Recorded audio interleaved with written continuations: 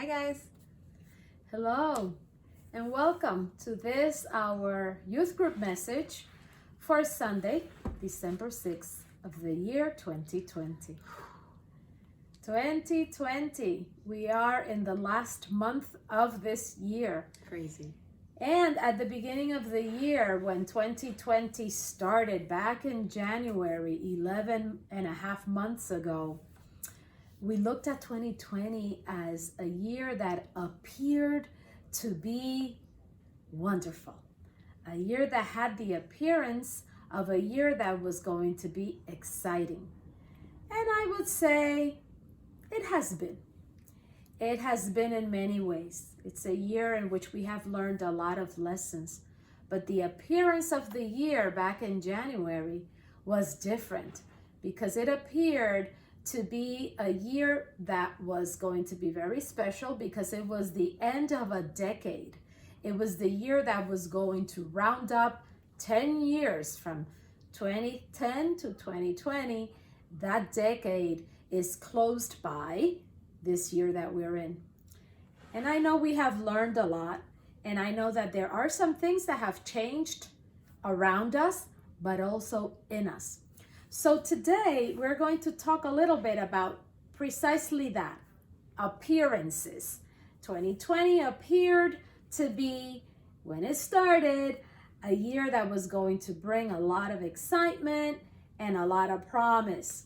And it did, but it has been very different. So if we were to judge the entire year by the appearances that it gave to us back in January when it started, we would have never thought that the year would have gone the way this has. So appearances can be deceiving. It's like, how many times have you seen someone beautiful dressed with to the nines of expensive things, but they're not as beautiful on the inside, right?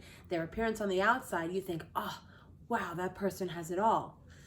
Maybe not. And then the opposite is true too. Somebody that looks a mess, doesn't dress well, maybe doesn't take care of themselves, but they are genuinely nice, caring, loving people, right? So that outward appearance makes us maybe judge too quickly or assume things about the people that we don't know. And what's really important is not the outside, right? It's what we have on the inside. And sometimes we judge others by their appearances, and sometimes others judge us by our appearance. And I want you to know that appearances can be deceiving, but what we carry on the outside is not always the most important thing either. You know, it is who we are, the qualities that we have as a person, the way we carry ourselves. I have seen people that have very little, actually that live in extreme poverty, but they are filled with joy and happiness and kindness. And that takes our attention away from their outer appearance and puts it in who they are as people. So we have to try to not judge by appearances, and also to make others know who we are so that we are not judged by our appearance. Sometimes, you know, as we go through life, we see others and we would like to be like they are or to have what they have, but not everything that is apparent to our eyes shows the true picture of who someone is or may be. So we should always keep that in mind. And today we're going to share with you an example of someone that comes from the Bible who had an appearance that wasn't the most appealing. It wasn't the most attractive or the appearance that was expected for the job that this person had to do. So I'm going to share with you from the Bible, the book of Mark, chapter 1, verses 6 to 8. And the person I'm going to talk about, we all know him as John the Baptist. Now, the verse is going to tell us his appearance and then his message, his job. And I want you to think, do they match? Do you think that you would put those two things together? So the Bible verse goes like this. John wore clothing made of camel's hair with a leather belt around his waist. He ate locusts and wild honey. Locusts are like grasshoppers. And his message was, after me comes the one more powerful than I, the straps of whose sandals I am not worthy to stoop down and untie. I baptize you with water, but he will baptize you with the Holy Spirit. So here's a guy who lives in the wild, maybe doesn't take care of his hair, living in the wild, who wears camel's hair and eats grasshoppers. And his job, his message was that Jesus is coming. One of the most beautiful messages that we start celebrating now with Christmas, with his birth, right? So that's why we are tying it with this message that we know Jesus is coming. And even then, people were paving the way for him, getting the road ready for Jesus to come. But it was people wearing camel's hair and eating grasshoppers that were also doing that important job. And so John was an unlikely messenger. Anyone that saw him would judge him by his appearance, would miss that important teaching, that important message that he had. Many, I am sure, in the time of John the Baptist, ran away from him. Here you have a man that is not well kept, that wears weird clothes made from the hair of camels, a man that lives in the desert away from people. And so the message that he had was really, really important. But so many ran and missed the message because they did not like the package of the person that was delivering the message.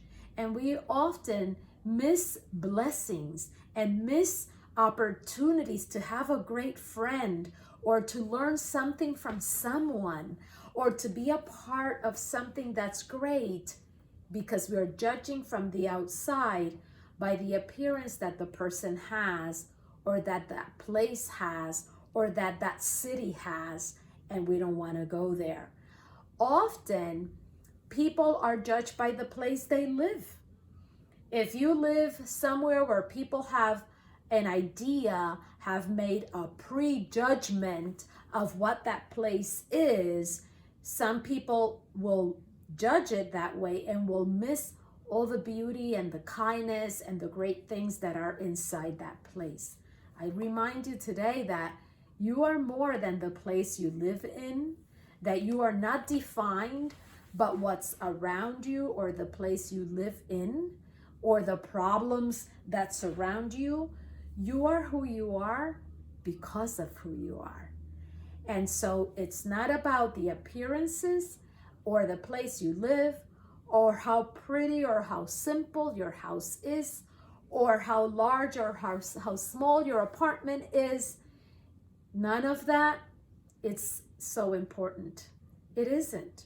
All of those things are temporary, but who you are and the message that you share with others about who you are, what your beliefs are, what are your goals, who are you truly inside, that is more important than anything that you may have or that you may not have.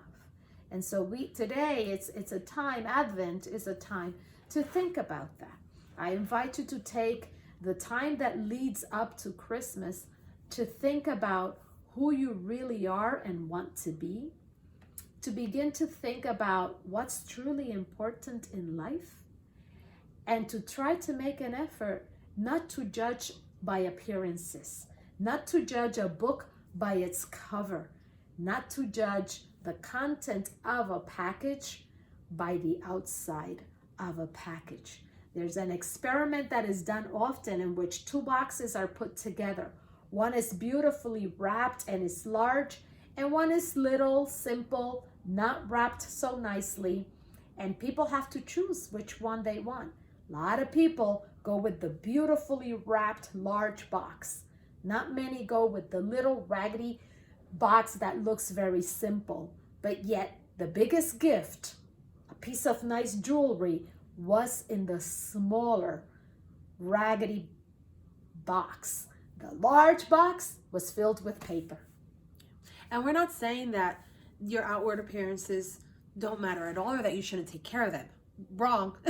Your body is a temple, so please wash your hair, brush your teeth, take a shower, take care of your body, eat good foods, exercise when you can, because your body is the temple where God's Spirit has been given and blessed to us, right? So we need to take care of it. But all the extra stuff, that's exactly what it is. It's extra, right? The makeup and the clothing, and a 20 pair of sneakers and a 200 pair sneaker do the same job, right? So it's not about having all of those extra things. It's about taking care of what you have, and that if you take care of what you have both outside and inside, that beauty, that it factor that you're like, oh, there's something about that person, will come from inside. And it'll be that peace that you have of that comfort with yourself and acceptance of yourself. So try not to miss any messages or miss any blessing because you reject the package.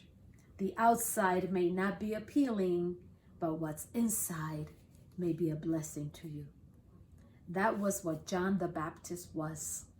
On the outside, he was rough and not too appealing, but the message that he was bringing from the inside was a message that was changing the world. And I'm sure many people missed it because they prejudged John. So think about that and take this time to prepare for Jesus' birth, inside and outside too.